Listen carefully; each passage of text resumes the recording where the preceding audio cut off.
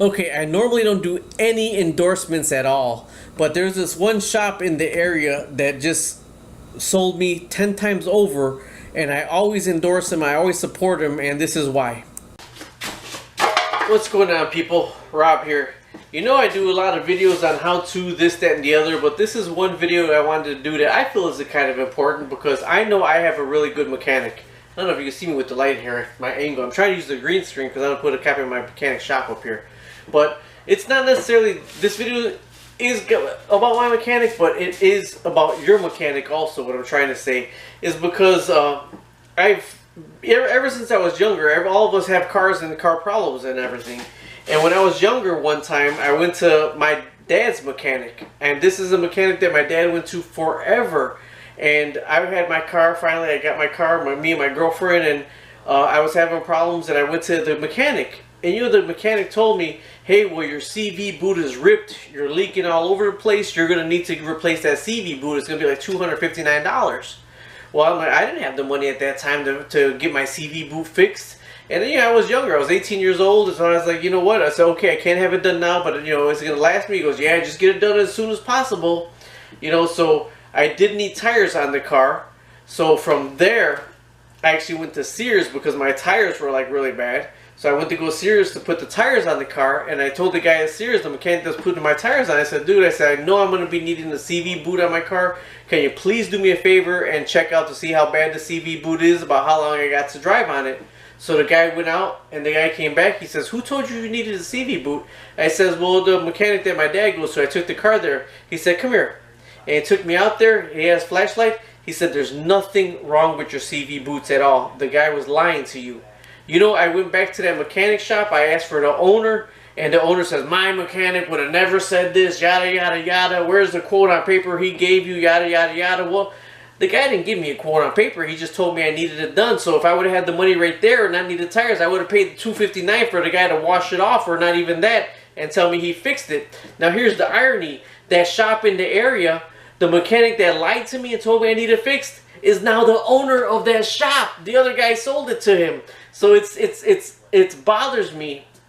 Now I know I have a good friend of mine. He's an older guy that swears about that shop, that swears by that shop, and he would go to that shop constantly, just as my family member did constantly. But every month they were going back to the shop. Every month they were going back to the shop. This is wrong, that's wrong. And I said, I don't trust the guy. This is my personal thing. I do not trust that guy because he lied to me when I was younger. Now this is over 20 years ago this happened, but the guy is the same owner of the shop. So I finally convinced my buddy to stop going to that shop. I said, look, you got to be able to trust your mechanic, and your car should not be in the shop every month or every other month for something wrong. So he went to a local guy, closer to him even, and he took his to the guy at the shop. The guy fixed the problem that he had. He said, went over the car. He hasn't gone back to a shop in like 8 months now. I mean, it is ironic that from your car being in the shop every month, constantly for your whole life, to go into a shop to not take it. You have to be able to trust who you're taking your car to. I mean, talk with them, have a rapport with them, keep files. I have 3 files downstairs, 3 files. Each one has the year, make, and model of the cars downstairs, and we keep all the service records. Now, the difference with some shops is some shops will sell you non-parts for your car, like non-GM parts or non-Delco parts, and those parts tend to not last as long. And I know for a fact because I put parts on cars myself. Like when I was tight with money or whatever, I had to go to one of the big box stores and buy my O2 sensors and put them on, and within 6 months the same O2 sensor went out again. And here's, if you would pay the money and go to a shop that you trust, they'll warranty that O2 sensor, and they'll give you the GM warranty on that O2 sensor. So that kind of is better for me. Now the guy I go to is Rawls Auto Service on the east side. He's put an engine in the car for me. He's done major work on my van. I mean, he's done really good by me. And he's gonna hate that I say it, but some other my people that I know were like, oh well, sometimes I go there, but it seemed too expensive. Where I go here or I go here, and they go chasing sales and chasing deals. Well, 3 shops checked, so this guy will do it cheaper. Well, that guy will do it cheaper. It's kind of like your body. If you go to the doctor, well, I'm going to check my appendix here, see which doctor will do this cheaper, but then this is my doctor here. It's like, no, you talk with your mechanic, You know your mechanic. You got all the work with your mechanic. He knows the work on your car, and you pay for what you get. You really do pay for what you get. What I pay my mechanic for is knowing wherever my wife or my daughter or my son are at, they're going to turn the key and it's going to turn over and it's going to work. And there's warranty on it if it doesn't. That's what you're paying your mechanic for. Now, there's a lot of stuff that I could do myself on my car that I try to or whatever. I'm jack of all trades, master of none. Check those videos out. But if it's over my pay grade or sometimes I can't figure it out, I'll take it to him. He'll bust my chops, of course. And after he busts my chops, he go ahead and fix it for me. Then I get the warranty and I get all that with it. You know, but I'm losing my train of thought here, but I'm just trying to say that you have to be able to learn how to trust your mechanic. Now, if you're having, like, one of our family members had an engine replaced on their car, your mechanic should tell you, I could get this engine, this engine, this engine, give you 3 or 4 different engines that they could get for you, but know the mileage that engine's coming off of. Not only know the mileage, know that it's been pressure tested, you know, to make sure that there's no leaks or anything on there. And then this 150,000 mile we can warranty for 3 months. This 110,000 mile we can warranty for 6 months. This, you know, 80,000 mile we can warranty for a year. And stand by the warranty, because you pay for what you get. Because it drives me nuts when people say, well, I don't got the extra $300 to pay for an engine for a car, so they're going to get the lower mileage one. And then when the shop puts the lower mileage one in, that tells you this is a higher mileage. This car is a higher mileage engine. You pay the extra, you get, you know, 50,000 miles less if you pay the extra $300. 50,000 miles if you drive 10,000 miles a day. That's 5 years difference in driving time to get up to that other mileage.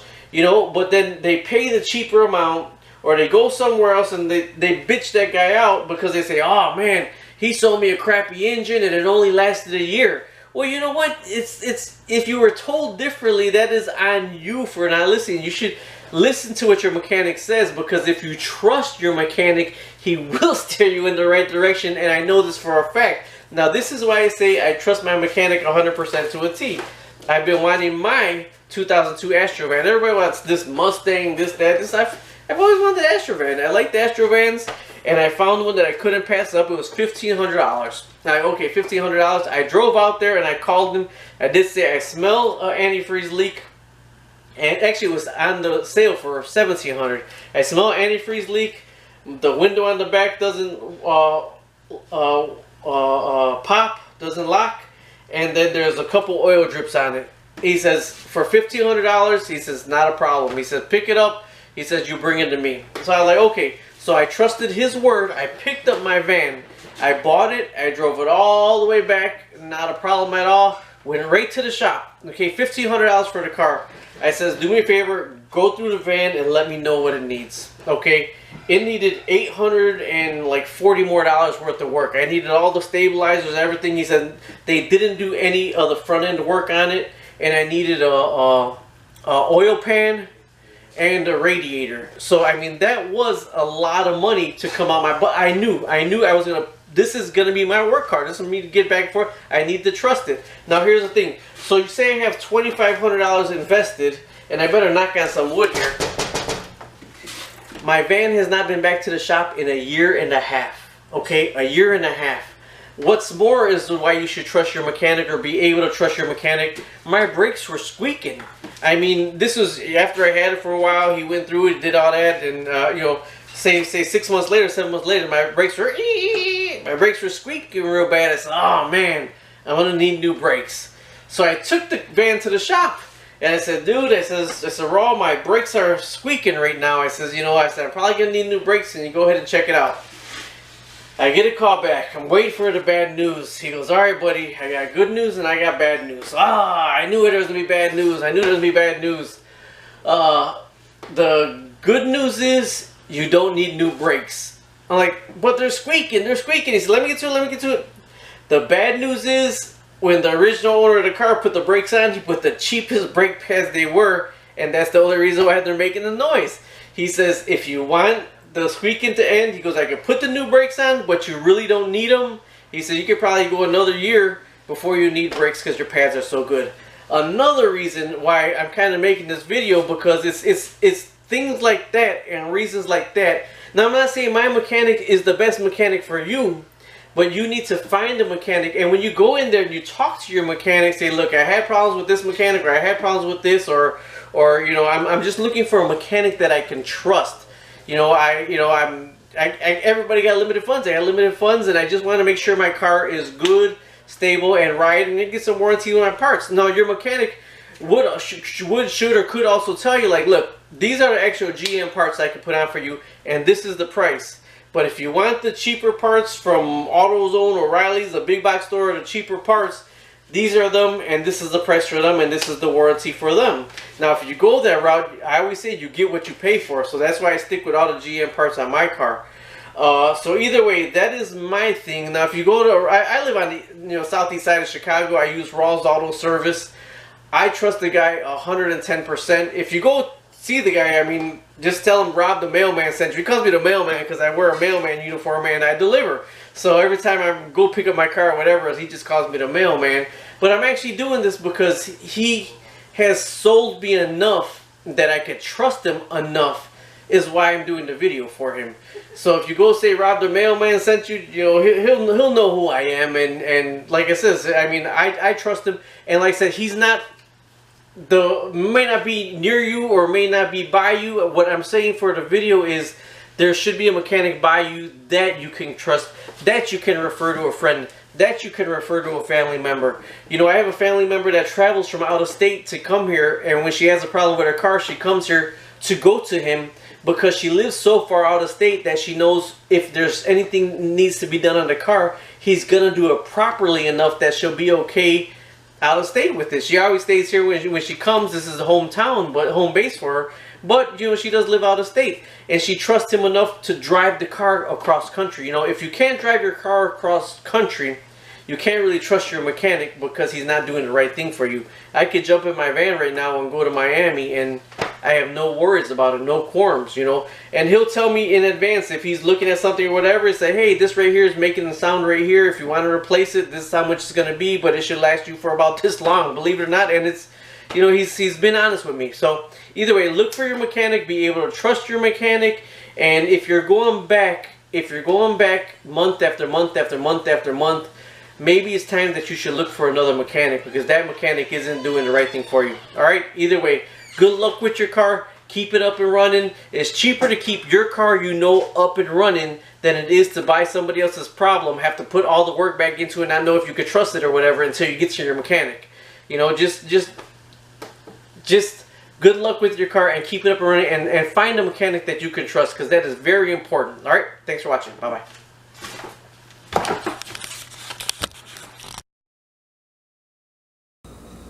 One other thing I wanted to let you know also was that if there's some mechanics that don't have like complete body shop places or don't own body shop places, or say you take your car in and your door's sagging, some body shop places will actually contract that work out, and say the guy charges him, like a body shop would charge him say $500 to fix the door. They'll charge you like $550 because he contracted it out for you. So that's another thing that you got to watch out for. Like if you have your work, I had work done on the car. I had a frame straightened out, and I took it to a shop, and then I went to go check out the car. It wasn't at that shop. It was at another shop. So the other body shop was able to straighten out the frame and everything, you know, and actually do body work. So it would have been cheaper if I would have just went there than go to somebody else's shop. And that was ages ago when I was younger. So you know, your honest mechanic will tell you, hey, I don't do that kind of work. You could go here for that and not charge you the extra for contracting it out for you. All right.